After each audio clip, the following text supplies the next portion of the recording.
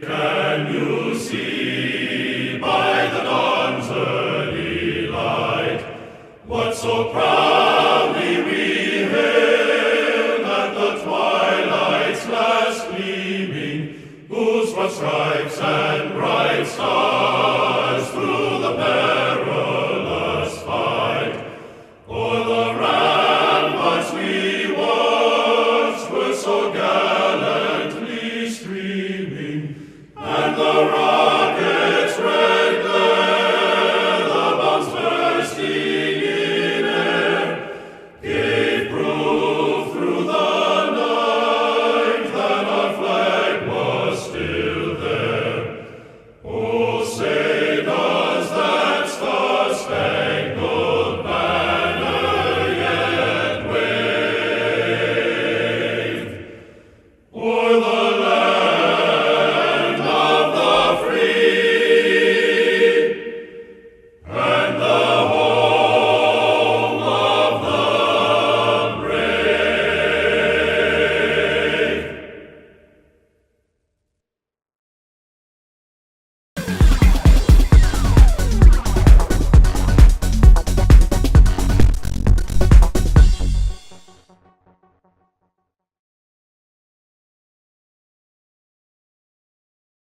Good morning. Thanks, Gary.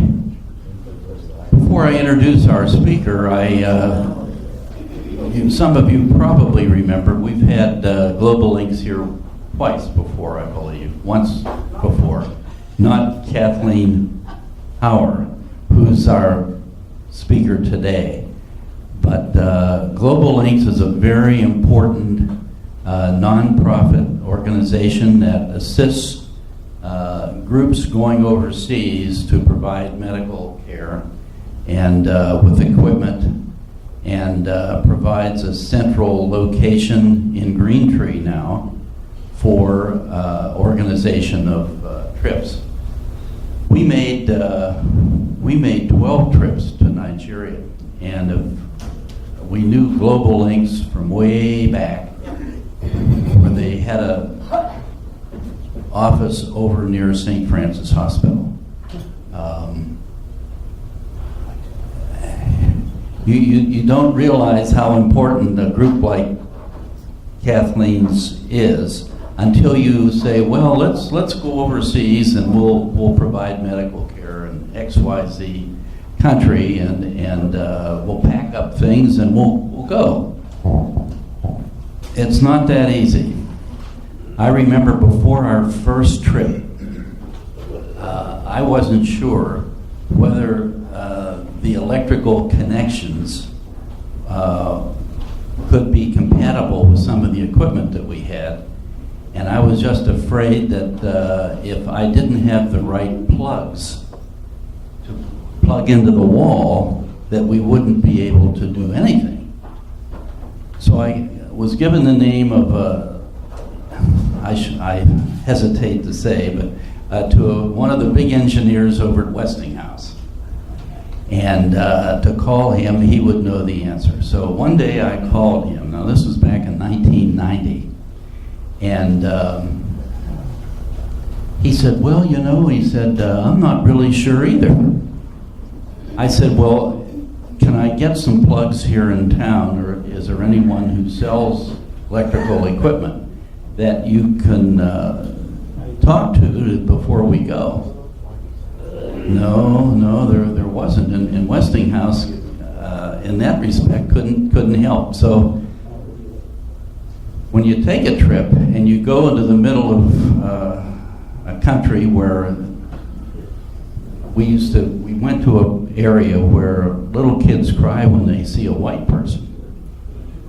You knew you were pretty far out in the boondocks.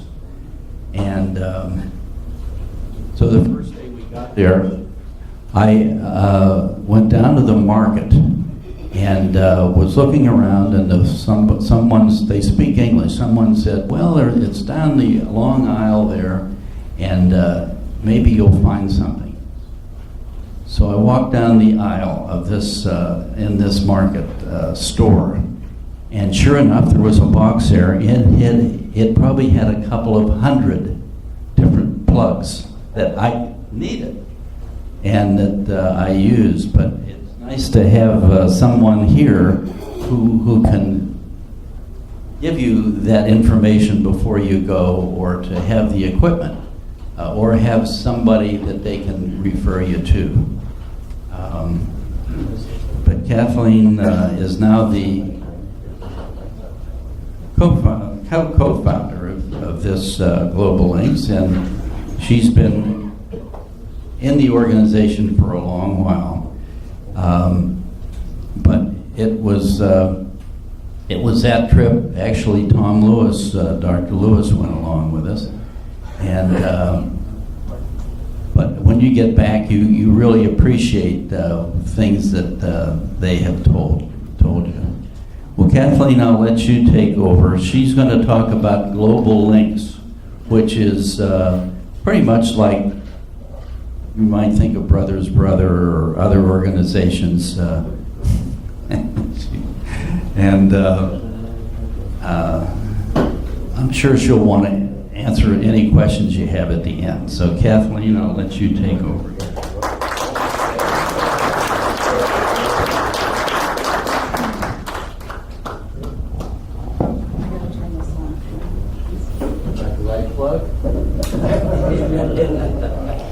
Let's see, can you hear me? Oh, there we go. Well, first of all, thank you for inviting me to come and speak and share our work at Global Links with all of you. So Global Links is an international medical humanitarian aid organization. We've been in existence since 1989, so that means we're coming up on our 30th anniversary. Like I said, we're a medical relief and development organization. We support health in communities that lack resources. And we work both here and in the Western Hemisphere. Here, meaning the local community. This is a little, oh, there we go, okay. So we work with the medical community and just the community at large to recover materials that for one reason or another are no longer needed and within the medical system can't be put back into use in the system. So our mission is threefold. Environmental sustainability is one of our core principles. Medical relief and development and education and awareness of the needs, both environmentally of the tool that surplus things entering the waste stream have an effect on the environment here, and the needs in countries around the world and in our local community. So the three principles are partner, collaborate, and convene. So we build partnerships with that improve health with the medical community in the countries where we work. This most often includes the World Health Organization, and we work primarily in the public health systems in the countries where we work in this hemisphere. We work with the local medical community here to provide an alternative to discarding still useful materials. So we collaborate in the programs from the hospitals themselves to the ministries of health to the communities that want to improve health in their communities. Our sustainability comes through working with the public health officials in the countries, because we're not going to change or improve health in the countries. That's their responsibility. Our effort goes into supporting them. So we convene, as I said, all the different public health officials, our community leaders, and our dedicated core volunteers. We couldn't do what we do without extensive use of volunteers. We call them the lifeblood of our organization. So our main goal is to strengthen public health systems in the countries where we're working. And this includes disaster response and recovery. Our international medical aid program has 3 components: our suture donation program, our maternal infant program, and our disaster recovery. And our domestic medical aid includes mobility devices, our environmental work with institutions here, and our Breathe Hope campaign, which provides nebulizers for people with breathing problems. Let's see. So our medical surplus recovery, we work anywhere where there's surplus materials: hospitals, doctors' offices, senior care facilities. And now that more and more people are receiving care in their homes, the community is a large source of materials. If you have somebody that's receiving care at home, and for whatever reason they no longer need that care, whatever, the families are left with materials that they don't know what to do with or they have to discard. And meanwhile, we have neighbors in the community that can't afford some of those very same materials. So we have been piloting a program for the last several years called Community Partners, where we provide materials to local safety net organizations that are providing services for the most vulnerable of the population here. We process all the materials that come in, which is a pretty lengthy activity, and that's where the core use of our volunteers comes in.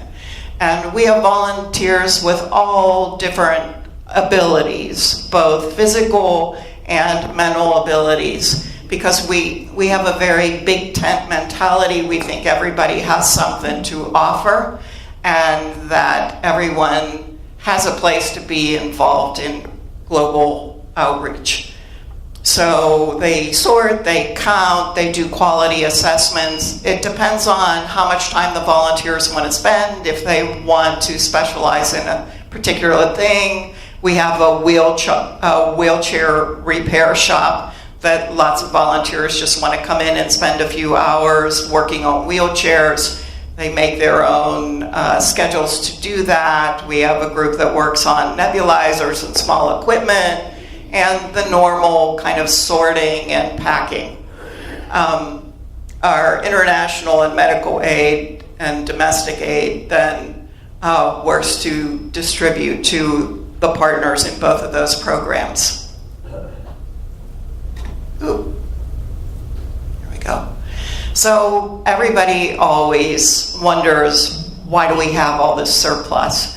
If you come and visit our warehouse and our headquarters, that's one of the first things that people always comment on. And usually it goes like, no wonder our healthcare is so expensive, because you'll see a lot of materials, but I can tell you that it's not because the hospitals are wasteful. There's a whole lot of reasons why surplus exists in the system. And I don't like to call it waste, because it's only waste if you throw it away. So there's product conversions, there's a lot of changes in technology, there's new items coming online all the time, there's samples that circulate throughout the hospital, there's facility upgrades. Is it too loud? There. Is that better? Yeah, that echo was bad. Advances in technology and treatment, consolidation of services, of hospitals. So there's a lot of reasons why there's surplus in the system. And one of the ones that is not mentioned on here is that we live in a very litigious society and the concerns about liability. And recently, people don't always think about the cost of a growing population in the US. And when I say growing, I mean the obesity problem.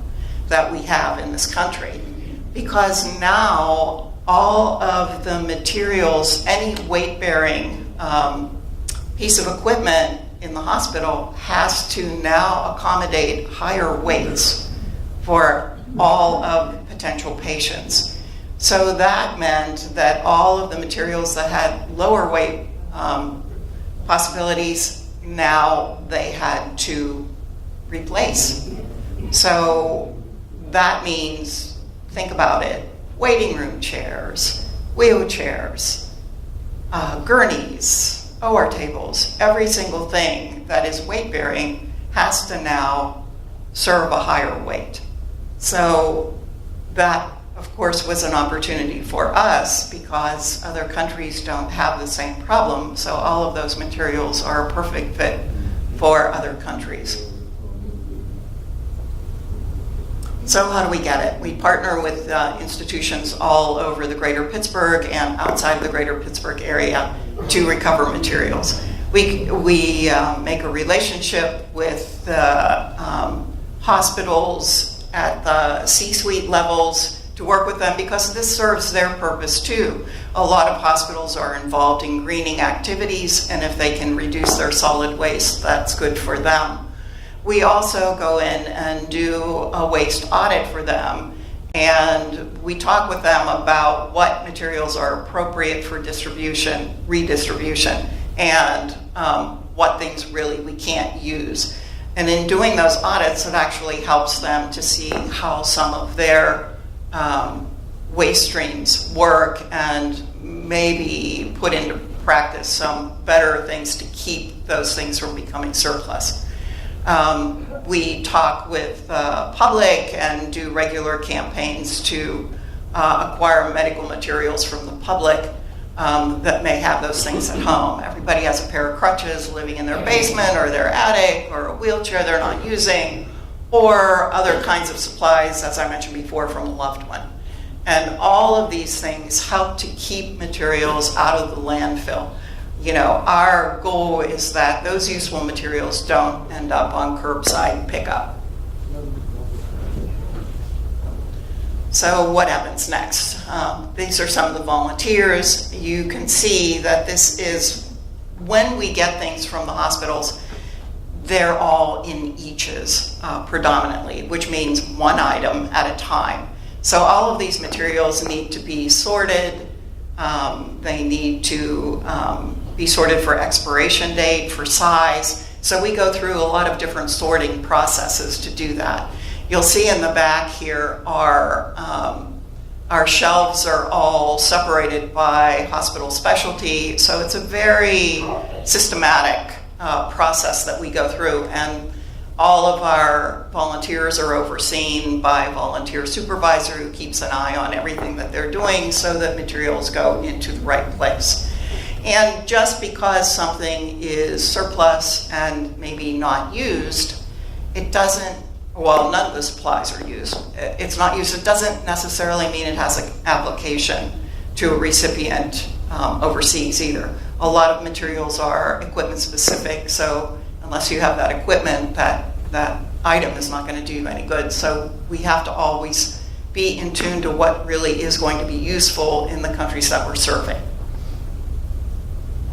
So all of these volunteers do different tasks when they come in. We partner with about 4 or 5 different schools that cater to students with different kinds of developmental disabilities. So they come and volunteer also on a regular basis, which helps them get experience in the outside world. They come with coaches, they learn to follow directions. So it really serves a dual purpose. It helps us, it helps them, and it gets them out into the community.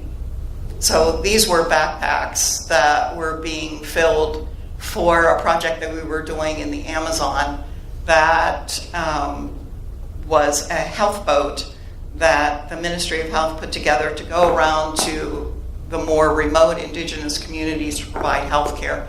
And when the doctors pulled up at one of the stops, people would come to get care on the boat. We equipped the boat also.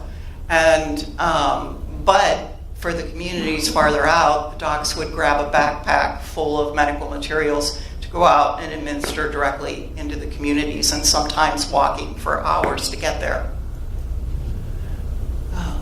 This is how quickly we work. This is from Pittsburgh, all of these materials leaving our warehouse being packed into a 40-foot sea container, and you can see how efficient we are.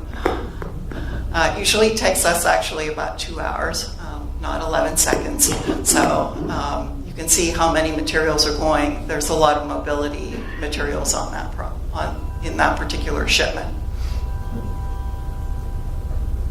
So all of these things are coming from Pittsburgh, and they're going out to the world. This is one of the places that we've had ongoing program with in Honduras.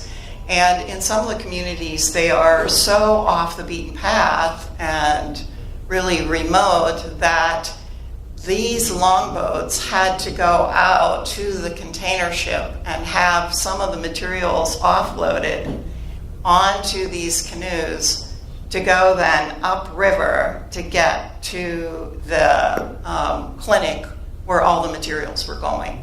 I think and these were all people that lived in the community that want healthcare in the community, and they all volunteered to go and get these materials. Everybody in the community came out to help to unload, to carry the materials up to the clinic. To Guatemala and Nicaragua, these are, when they arrive on the other side, how they're oftentimes unloaded to be sorted through, because oftentimes what is in a container is going to several different institutions. So they follow the list that we give them, they separate, and then they go into smaller trucks to be, I don't know how to go back. Can we go back? Back. Nope.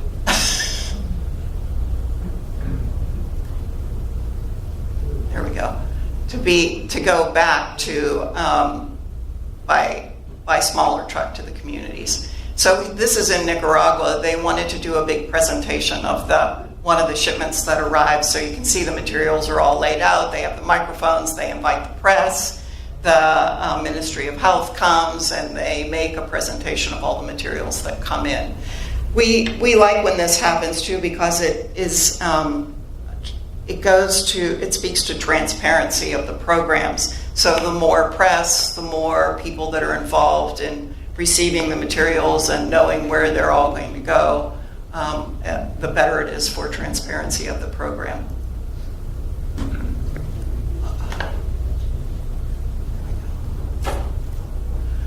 So sometimes a whole shipment will go to one facility. This is a facility in Riberalta in Bolivia, in the northern part of Bolivia, as part of the Amazon. And this is one of the wheelchairs. And they put stuff into immediate use when it comes, because they really need the materials. And all of the materials that we send are after a collaborative process of working with the hospital to develop a needs list of materials for them. So our goal is always that 100% of everything we send can be put into immediate use. So gloves are one of the shortages and the things that every hospital needs all the time. They don't have the luxury of throwing away gloves after they're used, and many places rewash them, dry them, use them again. I was in a hospital in, I want to say, Bolivia or Peru, and it was a Catholic hospital, and I was having a tour of the hospital, and I was walking by one area, and I saw all these nuns kind of around this table, and I was like, what are they doing? And here they had all these gloves laid out on a table. They were clean, but they weren't functional for gloves anymore. They had a hole in them or something was wrong, but they were cutting them down to use them as drains.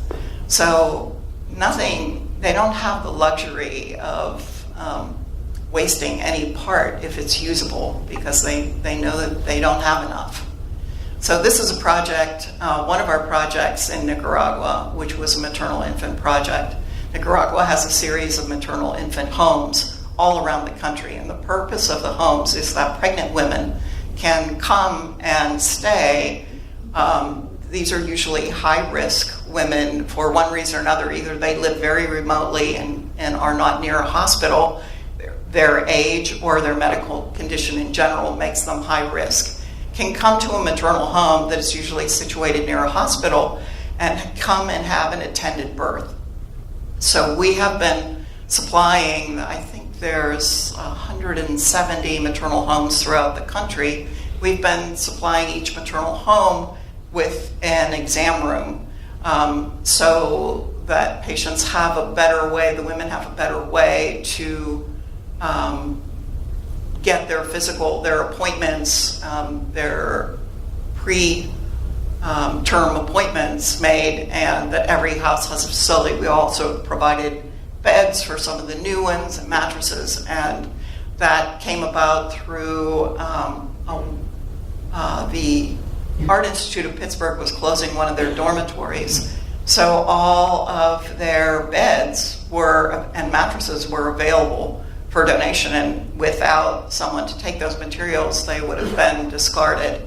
So we had to move really quickly to get them, but we got about 300 beds and mattresses, and part of those went to this program in Nicaragua. So these are some of the pregnant women. This is one of our staff people, and this is our Director of International Programs, Karina. So in our domestic medical aid program, we provide materials to safety net organizations here that then provide materials to the community. So we're not direct givers, but we work with those safety net organizations who know their clientele, and we support their efforts. And there is a tremendous need locally for materials. And if Medicare, Medicaid, your insurance doesn't cover it, then you have a lot of out-of-pocket expenses, and many people just can't afford it. And one of the things that there's a huge need for is incontinence products. And if you can imagine, like, they're very expensive, they're not covered under any kind of Medicare or Medicaid, and if you don't have them, you don't go out. So your mental abilities sometimes decline because you can't participate in social activities. So it has a kind of cascading effect, and something that nobody wants to talk about. But it's a really important need, and we have requests for those items all the time. So, and here they are right here. So people are always so grateful to have that kind of help. And here's a woman who came. This one is Braddock, I think, and got a walker. Mobility supplies are always in need locally too. Those rollator walkers, we never get enough of them because they go only to our local community here, and there's just such a long request for them. So if you don't have something that helps you get around, you can imagine that you're going to end up in the emergency room because you're going to fall. And that's true also with nebulizers and breathing products. If you can't keep up with the treatment at home, you're going to end up in the emergency room. So the more we can take care of people in their homes, the less they're going to end up going to the emergency room too, which is a benefit for everybody.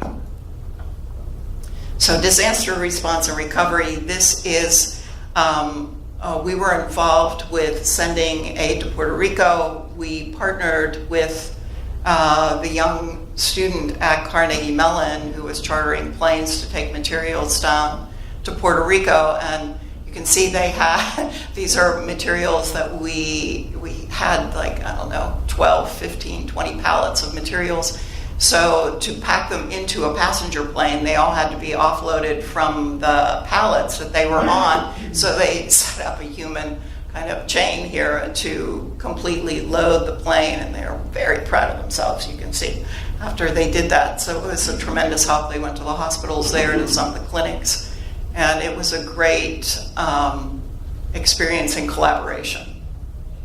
So the plane went down with supplies and then came back with people that needed attention that couldn't stay in Puerto Rico anymore. This is Haiti. We have an ongoing mobility project in Haiti.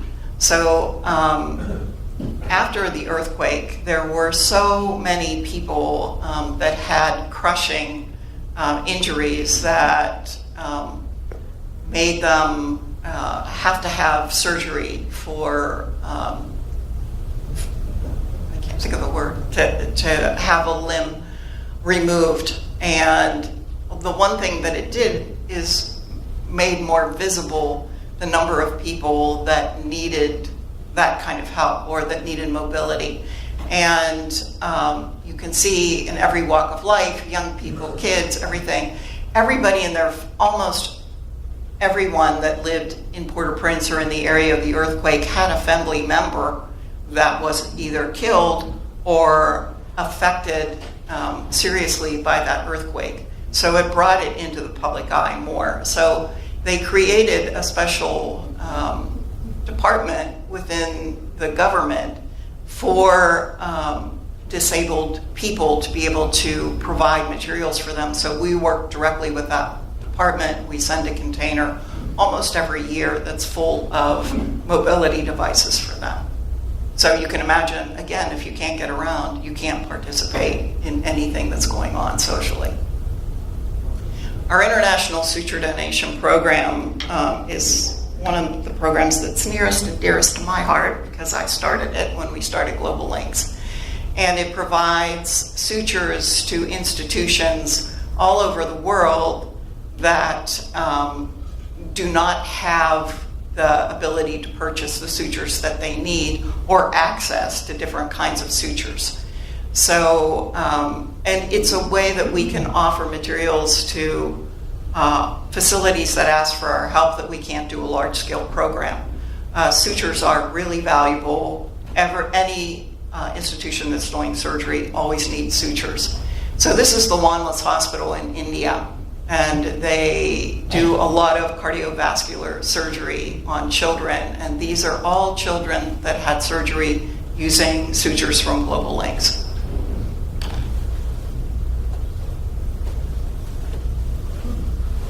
So this is just some 2017 numbers of how many. We get nebulizers from all over the country, and we're always looking to increase that because we always have more requests than we have materials to fill. We work in a kind of discrete number of countries, up to 7 countries a year, and that depends on the programs. Because we work in a programmatic way, it's not just shipping materials out, because there's a lot of need everywhere, but there has to be an ability to actually maintain a program in the countries, so collaboration is key when we're deciding where we're going to work. The volunteer hours that were donated in 2017 and last year, almost 20,000. So you can see that our domestic program is growing. We have 26 local organizations now that we've been partnering with, and there's so many more requests from other organizations too. So this is 306 tons last year that we kept out of the landfill. We have a scrubs program too, where it's called Save Your Scrubs, and we work with hospitals that are changing over their scrubs and medical schools to recover those materials, and that the scrubs are something that some of our volunteers with cognitive disabilities work on those. And scrubs are something that all the hospitals need all the time, internationally and actually locally. Dress for Success was buying scrubs for their folks because a lot of new training involves training into the medical profession here, and they need scrubs. So we've been able to supply both internationally and locally. So we believe that health for all is a global good. Our guiding principles for the organization are respect for all people, respect for the environment, and continuous learning. And we apply these principles to everything that we do. So I am happy to answer any of your questions about the work that we do. There's a lot more information on our website and talks specifically about the programs. I would love to encourage you all to come and visit. I would give you a personal tour if you wanted to set up. You could even, come out to Global Links and have a meeting there. We have a lovely meeting room, and get a tour, see how you might be involved. We'd love to have you. Any questions? One of the challenges of organizations like yours is getting the end product to people that really need it, especially since American Feminist 13 online and so forth. How do you folks kind of navigate through that kind of a minefield, so to speak? Well, we have been very fortunate. I think a lot of our success has to do with our partnerships, and one of our strongest and longest ongoing partnerships is with the World Health Organization. So in this hemisphere, the regional arm of WHO is the Pan American Health Organization, and they have representation in every country in the hemisphere, and their sole purpose for existing is to support public health. And they have direct ties with the Ministry of Health in the countries, which is the government arm that's responsible for healthcare and health in the countries. So we really couldn't have better partners, and that has allowed us to work effectively and not have the kind of problems that some people have. So we have been very fortunate. In all of our almost 30 years, we've only had 2 shipment containers have a problem. One was in Haiti when there was a riot, and it was a container of mattresses, and they were parked outside the hospital and the mattresses got taken, which, people were using them in their homes then. And actually it had to do with mattresses in a project in Honduras too. So in all of those years, those are the only problems we've ever had. Your suture program seems to be pretty big. How do you get excess sutures? Because I wouldn't think they wear out or become obsolete. Well, sutures, because of how sutures are handled in the hospitals, a lot of them, they're usually, so far, many of them are double packed. So that means a foil pack inside of a cellophane pack. So when the surgery rooms are set up, the nurse comes in and opens the cellophane pack, drops the suture on the sterile field, and leaves. Well, if they don't use that suture, even though it's still sealed, they can't use it, so it gets discarded. So we collect those types of sutures, but we also take advantage of any kind of change-outs that are going on. If they've negotiated a new contract with a suture company, there's a date by which all the other suture has to be removed and the new product comes in. So, and that's true of all different kinds of things. If you had a certain kind of syringe that was a safety syringe, they would remove all the other stuff by a certain date, and only the new stuff would be on the shelves and being used. That happens across the board, so we always take advantage of those activities too. I got a question. I've been familiar with your operation. I've been to both of your locations. Oh. Your new one in Carnegie. It's awesome, isn't And it? my wife has been a volunteer for years and going out Wonderful. and helping. What kind of program, I'm sure you work with Brothers also, which is a big organization. What kind of program do you have with the hospitals collecting, as many as up here and have been in the hospital with our age bracket, all this stuff that gets thrown away that they cannot reuse? I've been in and out in the last year or so several times. My wife always says, get this, get that. They're going to throw it away, and she boxes it up and takes us over to your operations. Yeah. So how cooperative have the hospitals been to allow all Well, this excess stuff? And what we usually do is decide where the most of the materials are that we could recover. So different floors, depending on what their activity is, provide different amounts of materials. So, I don't know exactly which floors we're on. I don't know. We have a whole hospital liaison person that goes around and sets up the programs, and then we do training in the hospitals. So are we recapturing every single thing in every single hospital? No.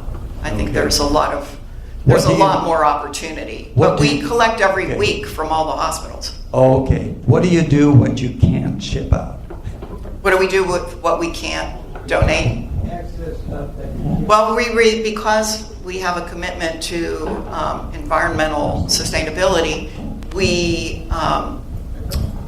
we recycle everything that we can't use that is recyclable. And that's cardboard, plastics, I mean, everything that we can't use, we recycle.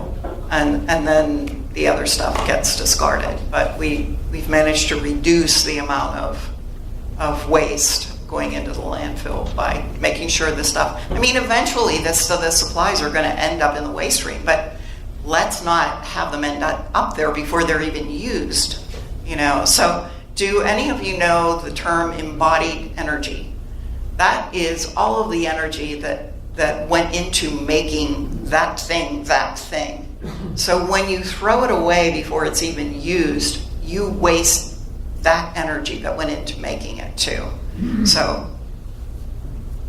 It's commendable that you go into these foreign countries to help the people, but what about the people here in the United States that are living out in the middle of nowhere, like Appalachia and North and South Carolina and Texas and all the other places that the people need the help and they don't get it?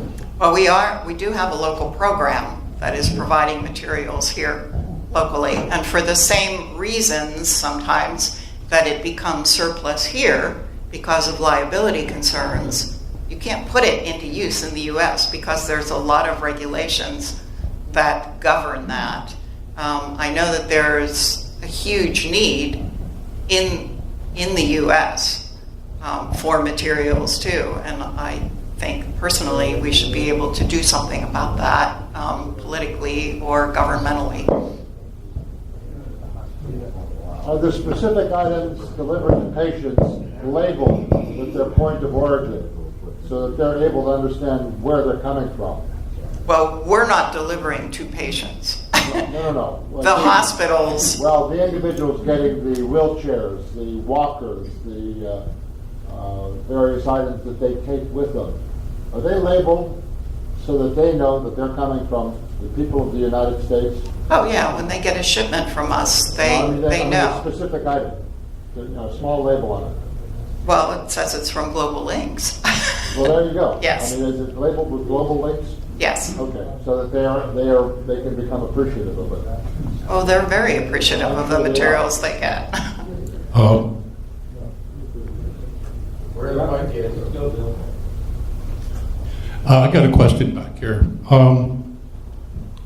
I was interested in your connection with students. Yes. Particularly with CMU. Uh-huh. But that was something that they started, and I guess you work with them to have accomplished. My question is, do you have any other links with the CMU students? This is my school, and I know there's resources out there among students, faculty, departments that would be a fit for this. One is Wonderful, because we do work with a couple student groups at Pitt and at Robert Morris. The engineering students come out and volunteer, and they've been, and at Chatham, they're occupational therapy people. So I'm always interested in making more connections with our wonderful university. One of them is, I just wanted to mention, is the design department in the College of Fine Arts. They have student designers that are working on product designs Yeah. and rudimentary manufacturing. That would be an ideal project for them to like design and produce a walker or some geriatric device Yeah. that can be easily produced, or they could pilot it with you guys to be used in the field. So it would be a two-way operation that would work for both. We have been approached at different times by universities, all of them that are working on projects like that.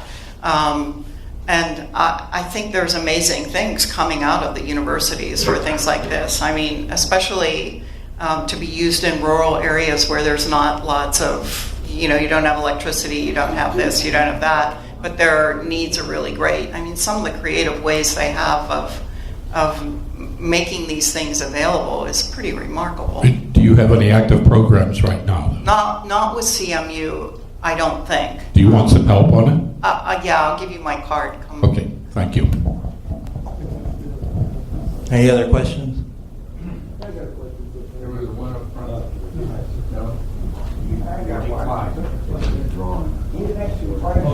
Wait a minute. Mike's not here yet. Sorry. How many other countries are helping like you do?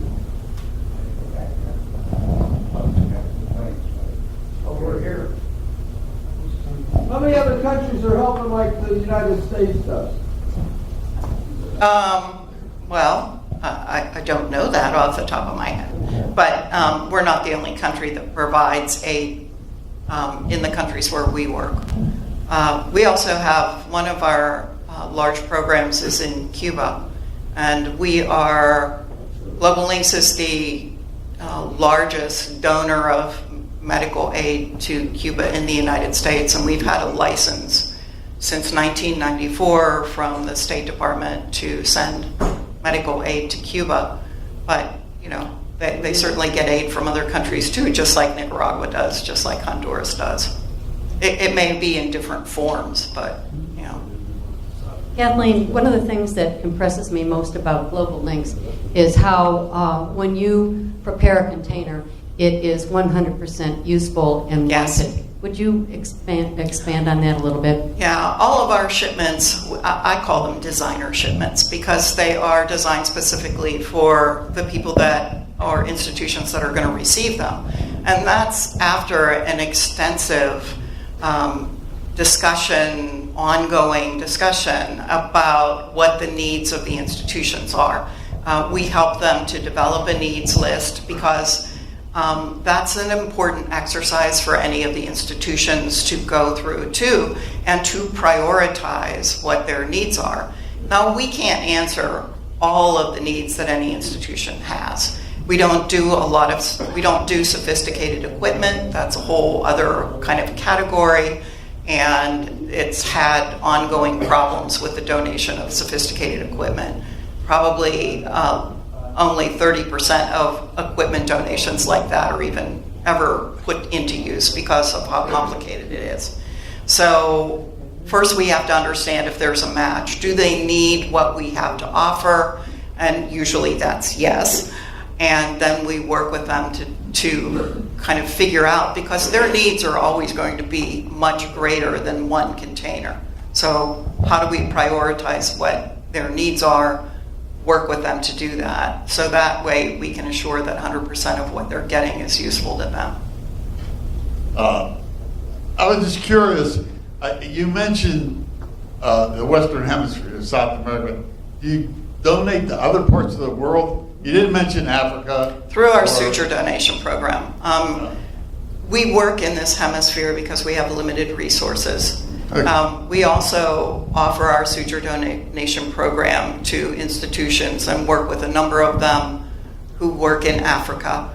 And we've had ongoing relationships with several of them. The Wanless Hospital was in India, but we have programs in Zimbabwe and institutions all over. Again, it's a finite amount of sutures. The more sutures we get in, the more places we can help. But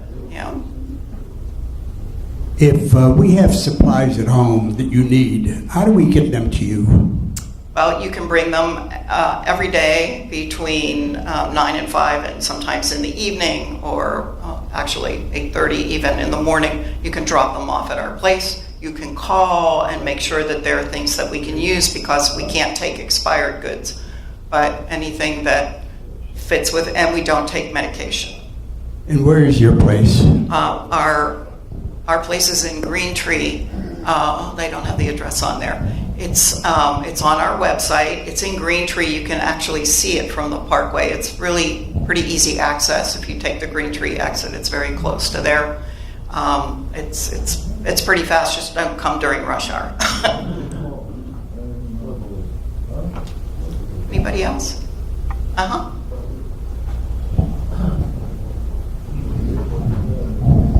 You should mention that you dropped off material on the back table that people can. Oh, take yes, on their way. sorry, there are some newsletters and some other materials in the back, and there's a sign-up sheet if you want to get information. We send out an e-news every month. If you would like to get their newsletters back there, if you want to get that, you can. We are also in social media. If any of you are on Facebook, we have a Facebook page that gives you more kind of up-to-date stuff about what we're doing there. But I also really encourage you to come out and explore volunteering with us. We have an awesome community of volunteers. And like I said, we couldn't do it without them. And we have a big family. Thank you. Thank you.